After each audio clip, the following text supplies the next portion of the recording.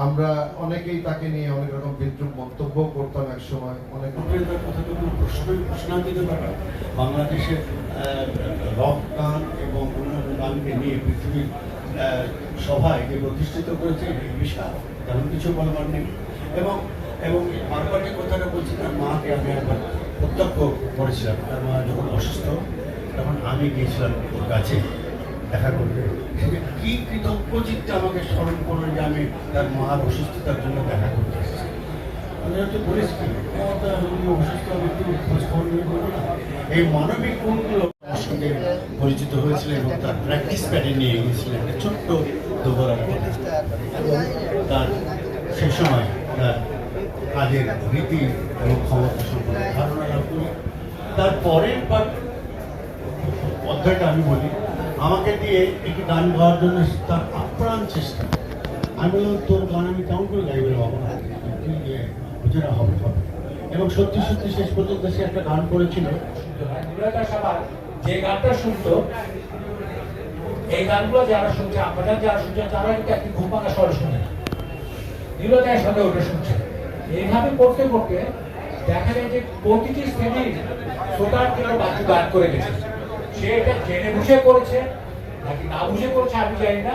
আর আপনি যদি দেখেন, দেখবেন যে আপনার ড্রাইভারও তার গান গাচ্ছেন, যে গানটা হয়তো আপনি পছন্দ করেন না, আবার আপনিও তার গান গাচ্ছেন, যে গানটা হয়তো আপনার ড্রাইভার পছন্দ করেন।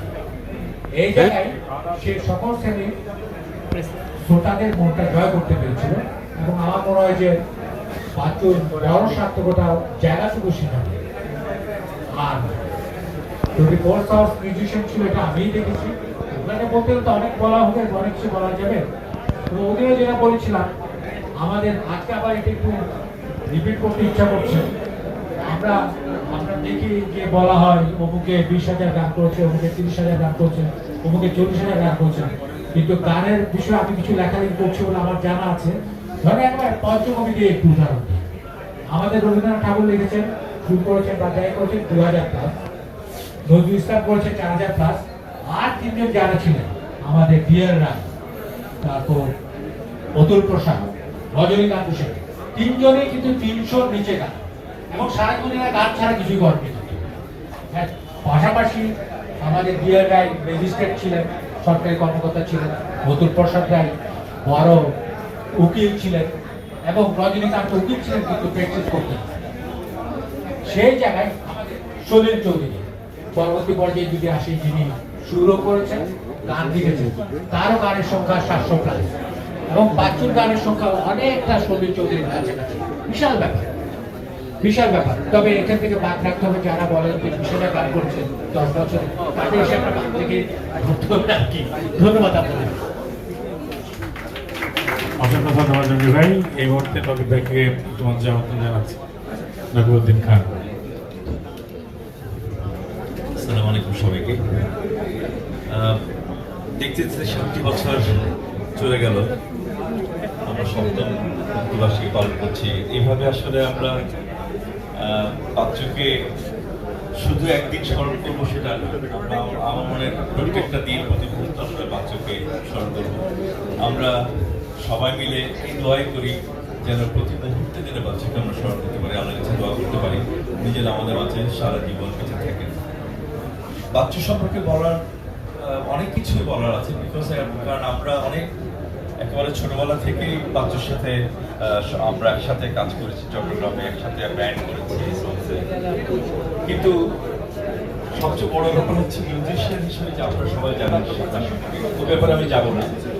যে মানুষ, বাচ্চু একজন মানুষ হিসেবে অসম্ভব একজন ভালো মানুষ ছিল। কারণ ওর সবচেয়ে বড় ব্যাপার ছিল তার একটু আলাপ করেছেন যে সম্মান অসাধারণ। সবসময় যে কাজগুলো সে করতো, অলওয়েজ তার যারা মুরব্বী আছে, যারা সিনিয়ররা আছে, তাদেরকে একটু স্মরণ করে সে কাজগুলো করতো। আমার মনে পড়ে যে সোর্স থেকে যখন সে চলে আসে ঢাকায়, এবং সে তখন নিজের কেরিয়ার করে এলআরবি করে, তারপর যে নতুন গানগুলো সে তখন নতুন করে, সাথে সাথে আমাকে ফোন দিত, ফোন দিয়ে শোনার গান, আমি যে গান করছি আপনাকে শুনতে চাই। এই যে সিনিয়রদের প্রতি যে রেসপেক্ট, সেটা একটা অনেক বড় ব্যাপার। এবং আরেকটা জিনিস, তার সবচেয়ে বড় যে জিনিসটা আমি দেখেছি, তার মায়ের প্রতি তার যে ভালোবাসা, মায়ের প্রতি তার যে শ্রদ্ধাবোধ এবং কি ধরনের যে অসংখ্য ধন্যবাদ রফিক ভাই। এই মুহূর্তে আমি রফিক ভাইকে মধ্যে যাচ্ছি। প্রতি বছর এই দিনে আমরা এখানে আসি, বাচ্চাকে নিয়ে তার স্মৃতি উচ্চারণ করি, তার গুণগান গাই, তার জীবনের অনেকগুলো অধ্যায় নিয়ে আলোচনা করি। আমরা যারা তার সাথে ক্লোজলি মিশেছি, সিনিয়র আছেন, জুনিয়র আছেন, তার সমূহ বয়সী আছেন, আমি জানি একজন। আমরা তাকে যেভাবে সবসময় দেখেছি, আমি বাচ্চাকে অনেকভাবে দেখেছি, পুরোটা এক্সপ্লেন করতে গেলে সারা রাত শেষ হয়ে যাবে। ওর অনেকগুলো পরিচয়। আমরা তাকে চিনি একজন মিউজিশিয়ান হিসাবে, সিঙ্গার হিসাবে এবং সফল সিঙ্গার হিসাবে।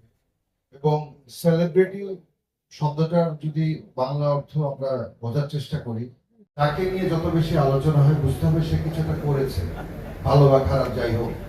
আমার সঙ্গীত জীবনে এটা আমার একটা শিক্ষা আমি দেখেছি। ছোটবেলায় যখন কথা বলতে চাই, হঠাৎ ওকে দেখে মনে পড়লো কোনো একটা সময় একজন singer প্রচণ্ড ওকে গান নিয়েছে, তাই সবাই গানটা খুঁজতে যাচ্ছে, ওরকম অবস্থা।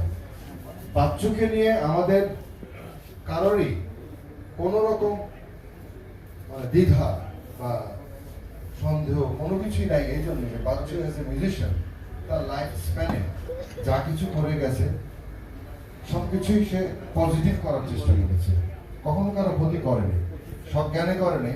প্রফেশনালি হয় অনেক সময় অনেক কিছু ক্লাস করতে পারে, আর সে সব জায়গায় থাকতে চেয়েছে, সে তার অবস্থানটাকে সব জায়গায় নিতে চেয়েছে, যে আমি মিউজিকেও থাকবো, সোলোতেও থাকবো। আমাকে একসময় বলেছিল যে আমি ফিল্মের কাজ করবো, ফিল্মের মিউজিক ডাইরেক্টর হবো। তখন সারগাম স্টুডিও ছিল, বাচ্চা যখন প্রথম ঢাকা আসলো, এবং সে আমার এটা মনে আছে আলাদিন চাচার অ্যাসিস্ট্যান্ট হবে বলে সে ডিটারমাইন্ড যে দোস্ত আমার সাথে একটু পরিচয় করায় দেয়। বাবু ভাইকে বলতেছে যে আমাকে একটু নিয়ে যান আমার কাছে, আপনি ওনার অ্যাসিস্ট্যান্ট, আমি আলাদিনের অ্যাসিস্ট্যান্ট হতে চাই। আনন্দ ভাই আমাকে এটা বলে।